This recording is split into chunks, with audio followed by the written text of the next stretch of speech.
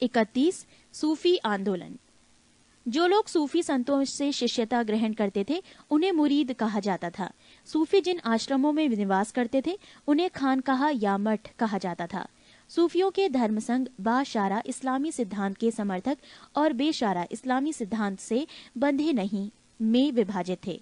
भारत में चिश्ती एवं सुहरावर्दी सिलसिले की जड़ें काफी गहरी थीं। 1192 ईस्वी में मोहम्मद गौरी के साथ ख्वाजा मोइनुद्दीन चिश्ती भारत आए। इन्होंने यहाँ चिश्ती परंपरा की शुरुआत की। चिश्ती परंपरा का मुख्य केंद्र अजमेर था। चिश्ती परंपरा के कुछ अन्य महत्वपूर्ण संत थे निजामुद्दीन औलिया, बाबा फरीद बख्तियार काकी एवं शेख बुरहानुद्दीन गरीब। बाबा फरीद बख्तियार काकी के शिष्य थे। बाबा फरीद की रचनाएं गुरु ग्रंथ साहिब में शामिल हैं। पृष्ठ 46। बाबा फरीद के दो महत्वपूर्ण शिष्य थे निजामुद्दीन औलिया एवं अलाउद्दीन साबिर। हजरत निजामुद्दीन औलिया ने अपने जीवन काल में दिल्ली के 7 सुल्तानों का शासन देखा था। इनके प्रमुख शिष्य थे शेख सलीम चिश्ती, अमीर खुसरो और अमीर हसन देहलवी। शेख बुरहानुद्दीन गरीब ने 1340 ईस्वी में दक्षिण भारत के क्षेत्रों में चिश्ती संप्रदाय की शुरुआत की और दौलताबाद को मुख्य केंद्र बनाया।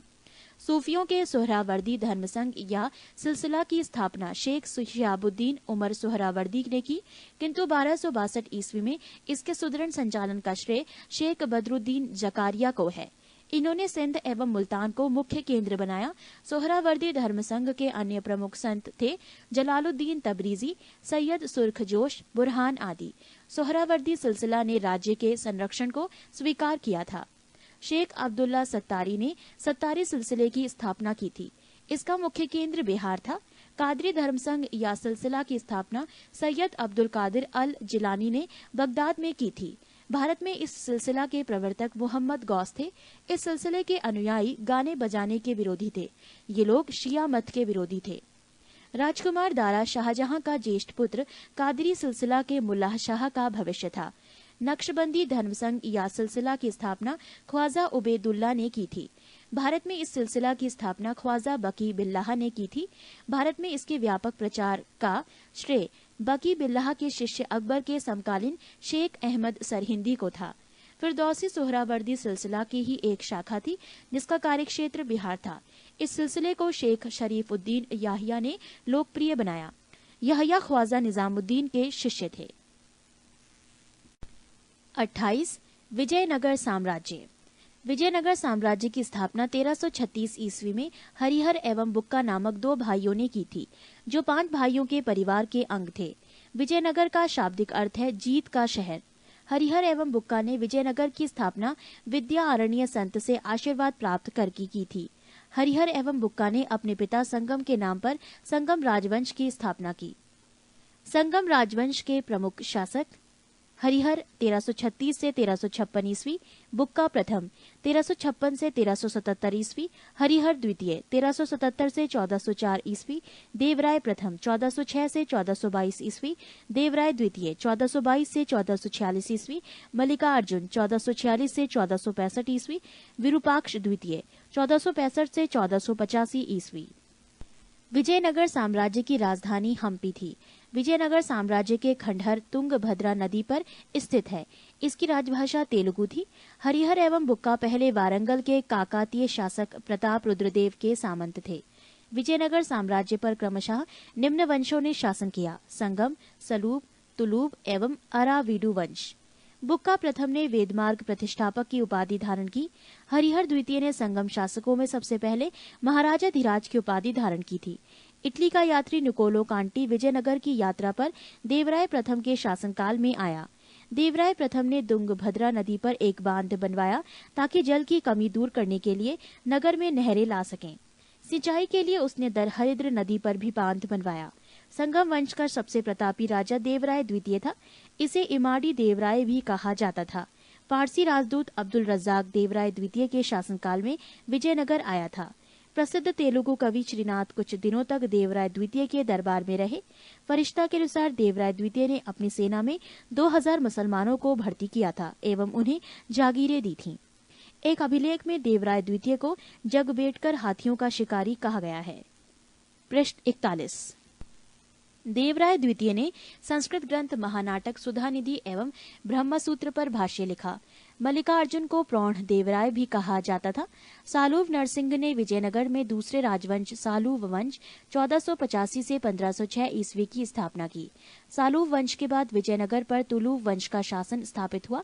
तुलुव वंश 1505 से 1565 ईस्वी की स्थापना वीर नरसिंह ने की थी। तुलुव वंश का महान शासक कृष्णदेव राय था। वो 8 अगस्त 1509 ईस्वी को शासक बना। सालूव तिम्मा कृष्णदेव राय का योग्य मंत्री एवं सेनापति था। बाबर ने अपनी आत्मकथा बाबरनामा में कृष्णदेव राय की भारत का सर्वाधिक शक्तिशाली शासक बताया। कृष्णदेव राय के शासनकाल में पुर्तगाली यात्री डोमिगोस पायस विजयनगर आया था। कृष्णदेव राय के दरबार में तेलुगु साहित्य के 8 सर्वश्रेष्ठ कवि रहते थे, जिन्हें अष्ट दिग्गज कहा जाता था। उसके शासनकाल को तेलुगु साहित्य का क्लासिक युग कहा गया है। कृष्णदेव राय ने तेलुगु में अमुक्त माल्याद एवं संस्कृत में जाम्बवती कल्याणम की रचना की। पांडुरंग महात्म्यम की रचना तेनालीराम रामकृष्ण ने की थी। नागलपुर नामक नए नगर हजारा एवं विठल स्वामी मंदिर का निर्माण कृष्णदेव राय ने करवाया था। कृष्णदेव राय की मृत्यु 1529 ईस्वी में हो गई। कृष्णदेव राय ने आंध्र भोज, अभिनव भोज, आंध्र पितामह आदि उपाधि धारण की थी। तुलुव वंश का अंतिम शासक सदाशिव था। राक्षसी तंगड़ी या तलीकोटा या बन्नी हट्टी का युद्ध 23 जनवरी 1565 ईस्वी में हुआ। इसी युद्ध के कारण विजयनगर का पतन हुआ।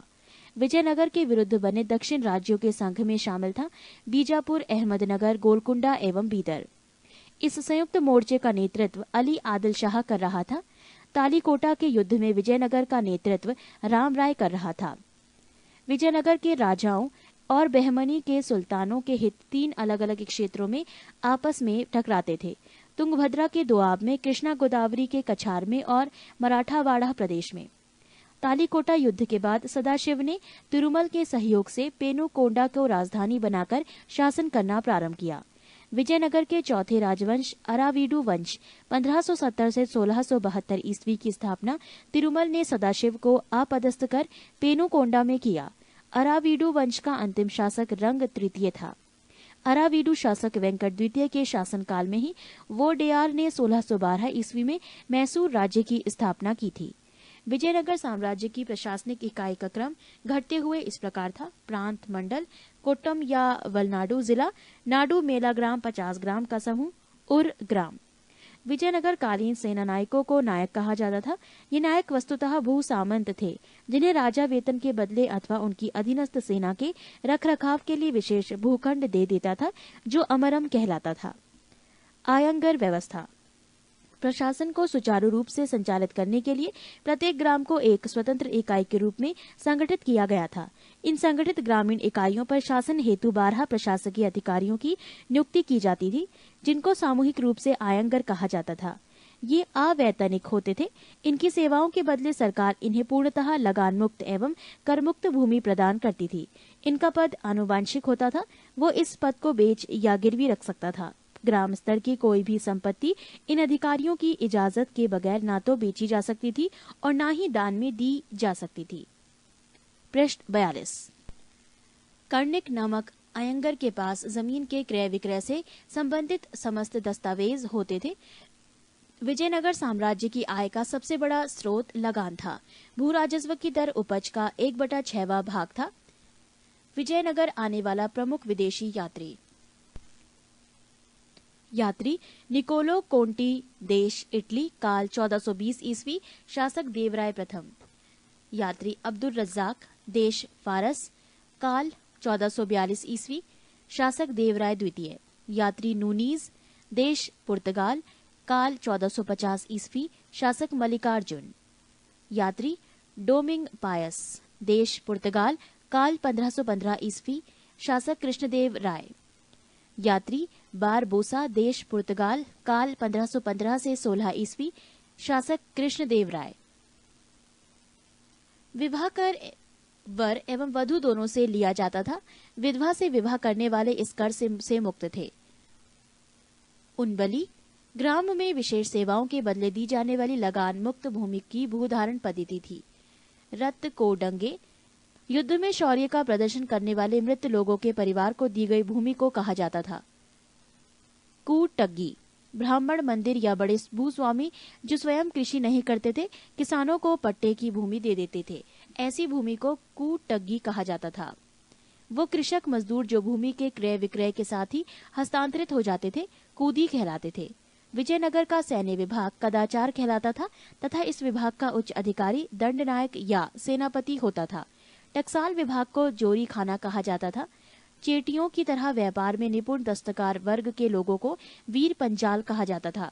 उत्तर भारत से दक्षिण भारत में आकर बसे लोगों को बड़वा कहा जाता था। विजयनगर में दास प्रथा प्रचलित थी। मनुष्यों के क्रय विक्रय को वेश वर्ग कहा जाता था। मंदिरों में रहने वाली स्त्रियों को देवदासी कहा जाता था। इनको आजीविका के लिए भूमि या नियमित वेतन दिया जाता था। नोट: विजयनगर की मुद्रा पैगोड़ा तथा बहमनी राज्य की मुद्रा हूण थी। 29. बहमनी राज्य। मोहम्मद बिन तुगलक के शासनकाल में 1347 ईस्वी में हसन गंगू ने बहमनी राज्य की स्थापना की। वो अलाउद्दीन हसन बहमन शाह के नाम से सिंहासन पर बैठा। इसने अपनी राजधानी गुलबर्गा को बनाया। इसकी राजभाषा मराठी थी। इसने अपने साम्राज्य को 4 प्रांतों में गुलबर्गा, दौलताबाद, बरार एवं बीदर में बांटा। इसकी मृत्यु 11 फरवरी 1358 ईस्वी को हो गई। अलाउद्दीन हसन के पश्चात उसका पुत्र मोहम्मद शाह प्रथम सुल्तान बना। इसके काल में ही सबसे पहले बारूद का प्रयोग बुक्का के विरुद्ध हुआ। भीमा नदी के तट पर फिरोजाबाद की स्थापना ताजुद्दीन फिरोज ने की थी। फिरोज खगोलकी को प्रोत्साहन देता था और उसने दौलताबाद के पास एक वैद्यशाला बनवाई थी। शहाबुद्दीन अहमद प्रथम ने अपनी राजधानी गुलबर्गा से हटाकर बीदर में स्थापित की। इसने बीदर का नया नाम मोहम्मदाबाद रखा। मोहम्मद तृतीय के शासनकाल में ख्वाजा जहां की उपाधि से महमूद गवाह को प्रधानमंत्री नियुक्त किया गया। महमूद गवाह ने बीदर में एक महाविद्यालय की स्थापना कराई। रियाजुल इंशा नाम से महमूद गवाह के पत्रों का संग्रह किया गया। बहमनी वंश के प्रमुख शासक मोहम्मद शाह प्रथम 1358 से 1375 ईस्वी, अलाउद्दीन मुजाहिद शाह 1375 से 1378 ईस्वी, दाऊद प्रथम 1378 ईस्वी, मोहम्मद शाह द्वितीय 1378 से 1397 ईस्वी, ताजुद्दीन फिरोज 1397 से 1422 ईस्वी, शिहाबुद्दीन अहमद प्रथम 1422 से 1436 ईस्वी, अलाउद्दीन अहमद द्वितीय 1436 से 1458 ईस्वी, सुल्तान शमसुद्दीन मोहम्मद तृतीय 1463 से 1482 ईस्वी।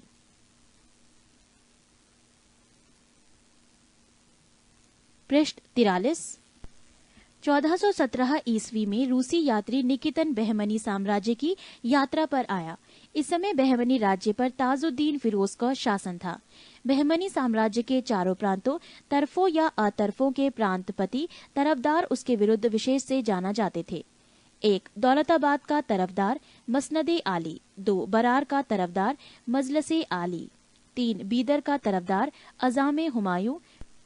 गुलबर्गा का तरफदार मालिक नायब। बीजापुर गुलबर्गा तराफ में शामिल था। यह सबसे महत्वपूर्ण तराफ था। कलीम उल्लाह बहमनी वंश का अंतिम शासक था। इसकी मृत्यु के समय बहमनी राज्य 5 स्वतंत्र राज्यों में बढ़ गया। इन स्वतंत्र राज्यों से संबंधित विवरण इस प्रकार है। 1. राज्य बीजापुर वंश आदिल शाही, संस्थापक यूसुफ आदिल शाह, स्थापना वर्ष 1489 ईस्वी। 2. अहमद नगर वंश निजाम शाही, संस्थापक मलिक अहमद, स्थापना वर्ष 1490 ईस्वी। 3. बरार वंश इमाद शाही, संस्थापक फतेह उल्लाह इमाद शाह, स्थापना वर्ष 1490 ईस्वी। 4. गोलकुंडा वंश कुतुब शाही, संस्थापक कुली कुतुब शाह, स्थापना वर्ष 1512 ईस्वी। 5. बीदर वंश बरीद शाही, संस्थापक अमीर अली बरीद, स्थापना वर्ष 1526 ईस्वी। मोहम्मद प्रथम के मंत्री सैफुद्दीन गौरी ने केंद्रीय शासन का कार्य कई विभागों में विभक्त किया और उसे 8 मंत्रियों को नियुक्त किया, जो इस प्रकार थे। 1. वकीले सल्तनत, दिल्ली के मालिक नायाब के समान। 2. वजीले कुल, सभी मंत्रियों के कार्यों का निरीक्षण वकील को छोड़कर। 3. अमीरे जुमला, अर्थ विभाग का अध्यक्ष। 4. वजीरे अशरफ, विदेश नीति एवं दरबार संबंधी कार्यों का निष्पादन करता था। 5. नाजिर, वो अर्थ विभाग से संबंधित था। 6. पेशवा, वकीले सल्तनत का सहायक था। 7. कोतवाल, नगर का मुख्य पुलिस अधिकारी था। 8. सदरे जहां, न्याय विभाग, धर्म तथा दान विभाग का अध्यक्ष, सुल्तान के महल तथा दरबार की सुरक्षा के लिए विशेष अंगरक्षक सैनिक दल था, जिसे साख-ए-खेल कहा जाता था। ये 4 भागों या नौबत में विभाजित थे, जिसके मुख्य अधिकारी सर-ए-नौबत होता था। बहमनी राज्य में कुल 18 शासक हुए, जिन्होंने कुल मिलाकर 175 वर्ष शासन किया।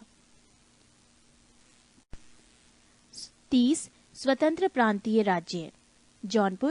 जौनपुर की स्थापना फिरोज शाही तुगलक ने अपने भाई जौना खां की स्मृति में की थी।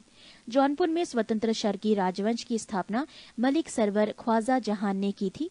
ख्वाजा जहान को मलिक उस शर्क पूर्व का स्वामी की उपाधि 1394 ईस्वी में फिरोज शाह तुगलक के पुत्र सुल्तान महमूद ने दी थी। जौनपुर के अन्य प्रमुख शासक थे मुबारक शाह 1399 से 1402 ईस्वी, शमसुद्दीन इब्राहिम शाह 1402 से 1436 ईस्वी, महमूद शाह 1436 से 51 ईस्वी और हुसैन शाह 1458 से 1500 ईस्वी। लगभग 75 वर्ष तक स्वतंत्र रहने के बाद जौनपुर पर बहलोल लोदी ने कब्जा कर लिया।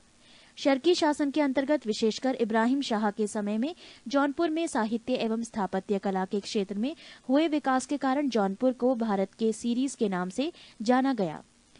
अटाला देवी की मस्जिद का निर्माण 1408 ईस्वी में शर्की सुल्तान इब्राहिम शाह द्वारा किया गया था।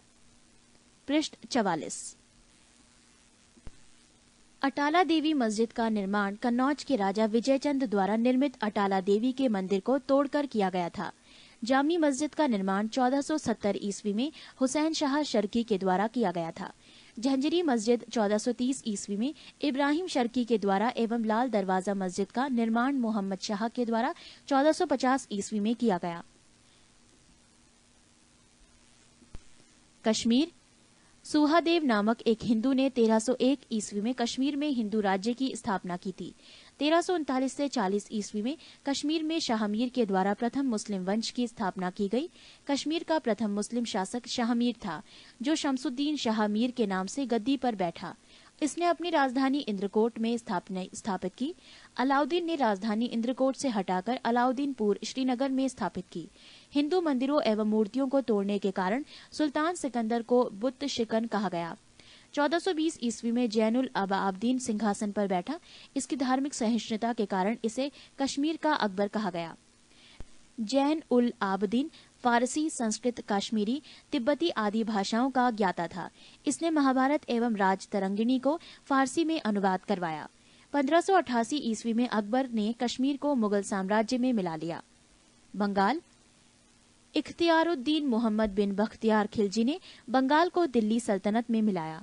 गयासुद्दीन तुगलक ने बंगाल को 3 भागों में विभाजित किया: लखनौती उत्तर बंगाल, सोनारगांव पूर्वी बंगाल तथा सदगांव दक्षिण बंगाल। 1345 ईस्वी में हाजी इलियास बंगाल के विभाजन को समाप्त कर शमसुद्दीन इलियास शाह के नाम से बंगाल का शासक बना। पांडुआ में अदीना मस्जिद का निर्माण 1364 ईस्वी में सुल्तान सिकंदर शाह ने करवाया था। बंगाल का शासक गयासुद्दीन आजम शाह 1389 से 1409 ईस्वी अपनी न्यायप्रियता के लिए प्रसिद्ध था। अलाउद्दीन हुसैन शाह 1493 से 1518 ईस्वी में राजधानी को पांडुआ से गौड़ स्थानांतरित किया। महाप्रभु चैतन्य अलाउद्दीन के समकालीन थे। अलाउद्दीन ने सत्यपीर नामक आंदोलन की शुरुआत की। मालाधर बसु ने अलाउद्दीन के शासनकाल में ही श्री कृष्ण विजय की रचना कर गुंडराज खान की उपाधि धारण की।